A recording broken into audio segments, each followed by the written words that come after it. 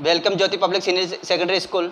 पिछली क्लास में अपन ने कूलाम के नियम का सदिश निरूपण का अध्ययन कर लिया था और इस क्लास में अपन बहुल आवेशों के मध्य लगने वाले बल तथा अध्यारोपण का सिद्धांत का अध्ययन करते हैं। तो देखो यहाँ पर बहुल आवेशों के मध्य बल का कैसे समझाया जा सकता है। तो यहाँ पर देखो माना कोई निकाय है, यह है, इसमें है आपके पास एक्स अक्ष, ये एक्स अक्ष मान लो, ये वाई अक्ष मान लो। अब इसमें आपके पास है एक है Q1 आवेश, यह Q0 आवेश और ये एक है Q3 आवेश और एक मान लो Qn आवेश।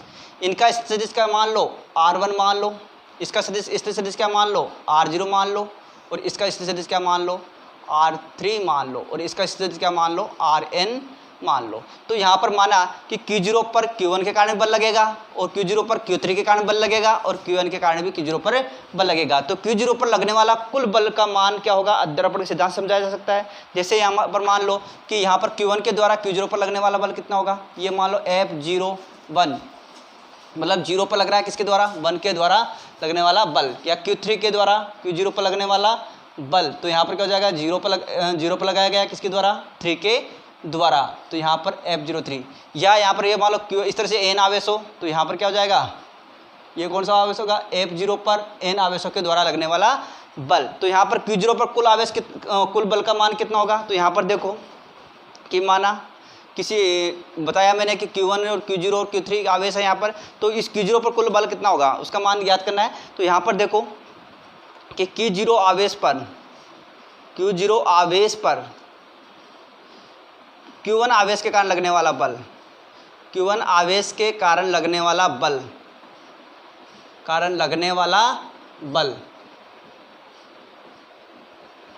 तो यहाँ पर देखो F0 पर लगाया गया किसके द्वारा, 1 के द्वारा, तो F01 वेक्टर लगा देना यहाँ पर। तो यहाँ पर क्या हो जाएगा, K आवेश कौन सा है, Q0 पर लगाया गया है, किसके द्वारा लगाया गया है, Q1 के द्वारा।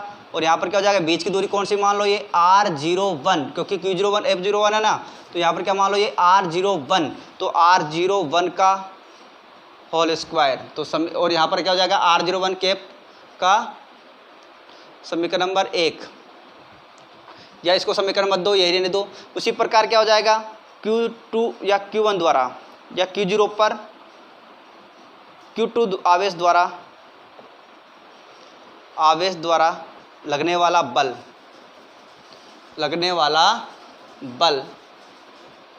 कितना हो जाएगा, F0 2 के द्वारा लगाया गया 2 वेक्टर। तो यहाँ पर क्या हो जाएगा, Q0 पर लगाया गया है, Q0 पर लगाया गया ना, Q0, तो यहाँ पर क्या हो जाएगा, अब किसके द्वारा लगाया गया है, 2 के द्वारा। ये कौन सा 2 कहाँ पर है, 2 कहाँ पर है, Q0 और Q1 Q3, और यहाँ पर इसको Q2 मानो, इसको क्या मानो, Q2 मानो। तो यहाँ पर Q2 मान लो, क्योंकि Q2 नहीं दिया था मैंने, तो यहाँ पर Q2 के द्वारा, तो Q2, तो यह दूसरा आवेश कौन सा है, Q2, और यहाँ पर क्या हो जाएगा, R02 का वेक्टर का होल स्क्वायर, R02 कैप का ये हो जाएगा। उसी प्रकार क्या हो जाएगा कि Q0 पर इसी प्रकार लिखना, इसी प्रकार Q0 आवेश पर Q1 आवेश द्वारा लगने वाला बल, अब देखो यहाँ पर लगाते हैं। तो यहाँ पर क्या हो जाएगा, F0 पर लगाया गया किसके द्वारा, Qn आवेश के द्वारा, Qn, तो यहाँ पर क्या हो जाएगा, Q0 पर लगाया गया है Qn के द्वारा, तो यहाँ पर क्या हो जाएगा, R0n वेक्टर का होल स्क्वायर, लगा देना होल स्क्वायर, और यहाँ पर क्या हो जाएगा, R0n कैप। ये फॉर्मूला कहाँ से आया था, कूलाम के नियम से आ रहे हैं, बल का फॉर्मूला, ठीक है। तो यहाँ पर देखो Q0 आवेश पर लग रहा है, ये भी Q0 पर आवेश पर लग रहा है किसके द्वारा, Q1 के द्वारा, Q0 पर लग रहा है Q2 के द्वारा, Q0 पर लग रहा है Q1 के द्वारा।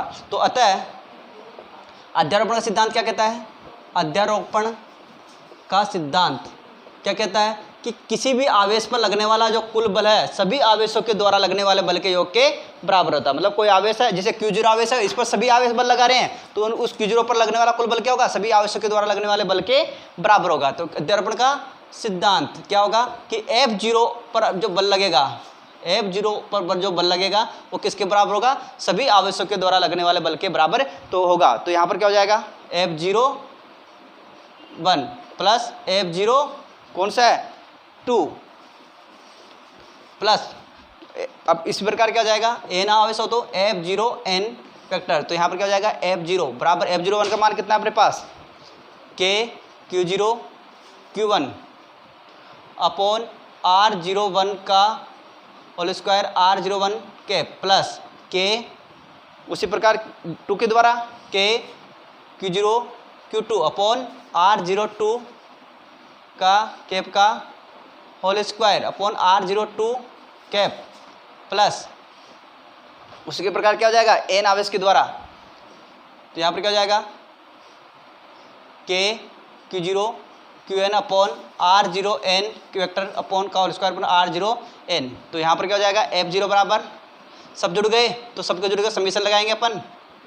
तो यहाँ पर देखो K Q0 यहाँ पर भी है, इसमें भी है K Q0 इसमें भी है, K Q0 इसमें भी है। तो K Q0 और 1 2 और n तक जा रही है। तो यहाँ से कहाँ से स्टार्ट हो रही है, 1 से स्टार्ट हो रही है I1 से, और कहाँ तक जा रही है n तक मानेंगे। तो यहाँ पर क्या हो जाएगा Qn या QI लिखेंगे यहाँ पर QI अपॉन क्या जाएगा यहाँ पर नीचे मोड R0 सब में है, और यहाँ पर क्या है 1 2 संख्या बढ़ रही है। तो यहाँ पर क्या लिखोगे I, और यहाँ पर क्या लिखोगे स्क्वायर है ना, और यहाँ पर 0 सेम है दोनों सब में, तो R0 और 1 2 संख्या बढ़ रही है तो I लिखेंगे यहाँ पर, और कैप। तो यहाँ पर इस तरह से आपके पास पूरा बल आ जाएगा। तो बहुल आवेशों के मध्य बल का मान क्या होगा, मतलब Q0 पर आवेश पर लगने वाला बल का मान कितना होगा, summation K Q0 QI upon R0I का स्क्वायर अपॉन R0I कैप। इस तरह से आपके पास बहुल आवेशों के मध्य बल ज्ञात किया जाता है। इसी प्रकार कोई और जितने बल होंगे, तो किसी आवेश पर अगर मान लो 5 बल लग रहे हैं तो उस आवेश पर सबका योग किसके बराबर होगा, उस आवेश पर लगने वाले बल के बराबर होगा। इस तरह से आपके पास ये वीडियो अच्छा लगे तो लाइक करना, सब्सक्राइब करना। थैंक यू, धन्यवाद।